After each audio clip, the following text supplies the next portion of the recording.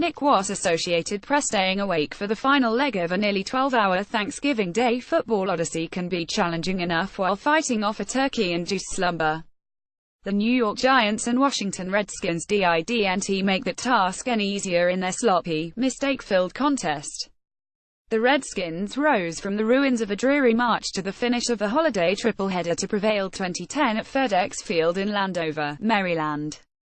There are no style points awarded for wins, of course, especially critical late-season victories that keep faint but real playoff hopes. It doesn't matter that the teams combined for 16 punts, with 7 of those coming from the Redskins. It also doesn't matter that there were 10 combined sacks, or that Washington quarterback Kirk Cousins felt the most pain while going down 6 times. Nick was Associated Press. No, what matters for the Redskins is their season still has a heartbeat, all because wide receiver Jamison Crowder provided the necessary jolt of life.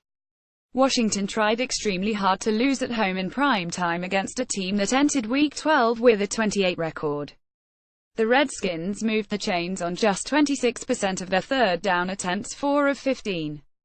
The distance to gain wasn't always to blame either, as they whiffed on 3rd and 1 in the first half, and an even more crushing 4th and 1 with 205 to play in the second quarter.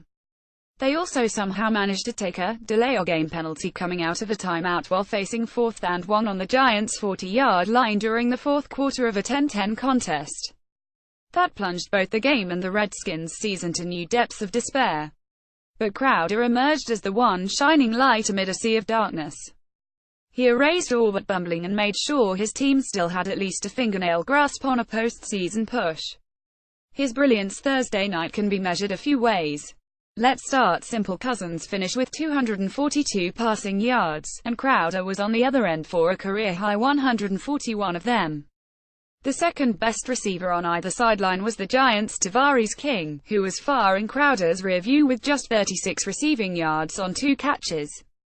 As ESPN Stats Information noted, there's another stunning comparison that shows how high Crowder soared above the trash heap that surrounded Himes. PN Stats Info at ESP Stats Info. Jamison Crowder 141 receiving yards, Eli Manning 113 passing yards, 20,171,124 04365 A wideout showed end a night with more receiving yards than a quarterback had passing yards, as Crowder and Giants QB Eli Manning pulled off. Yet, here we are. Crowder arrived at his yardage total through 7 receptions and 20.1 yards per catch.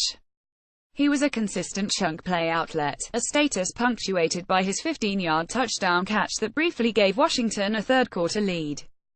The Redskins handed the cushion back after a 53-yard pick-six by Giants defender Janoris Jenkins that should have been a routine catch by Byron Marshall. But Crowder persisted. His clutch 17-yard catch to keep a fourth-quarter drive on 3rd and 6 with 505 to play was a game-defining moment. He pushed his offense into the red zone, and 2 plays later Cousins connected with Josh Doctson for the game-winning touchdown. Washington Redskins at @JDoc_Sun for the lead. https://cable9mdro20171124041708. Prior to that, Crowder combined his speed and after-catch tenacity to sting the Giants deep multiple times. That included receptions of 38, 33 and 25 yards. He can beat coverage from both the slot and outside, and is becoming a versatile weapon. The 24-year-old has recorded 412 receiving yards over his last 4 games in a second-half surge. The third-year receiver out of Duke is blossoming and has logged 3 outings with 7+ receptions since Week 8. His next act will be difficult, though, because he'll have to prop up an entire offense. The Redskins lost a major contributor, running back Chris Thompson, to a season-ending injury in Week 11 when he broke his fibula. Tight end Jordan Reed is an athletic wonder, but he's perennially injured, this time with a hamstring setback, and has missed the past 4 games. The Redskins' offensive line has also been colored with shades of black and blue, and star left tackle Trent Williams sat out Thursday with a right knee injury. Rob Getty images Crowder will need to become the soul of the Redskins' offense if they want to kick down the playoff door that's open just a crack. And there is hope, thanks to both the win over the Giants and the soft schedule that lies ahead. With a 56 record, the Redskins sit 1.5 games back of the second wildcard spot held by the Atlanta Falcons. Given the strength of the NFC, they can only afford to lose one more game, and even that could be a death blow. That 1-1 loss could come against the surging Los Angeles Chargers, who have won 5 of the last 7 games in Week 14, but the Redskins don't have any remaining opponents with a record above .500, which includes the 56 Chargers. The 5 teams, the Chargers, Dallas Cowboys, Arizona Cardinals, Denver Broncos and the Giants, again have a combined record of 1934. There's an opening for the Redskins. Not a wide one, and not a particularly promising one, and the climb is still steep.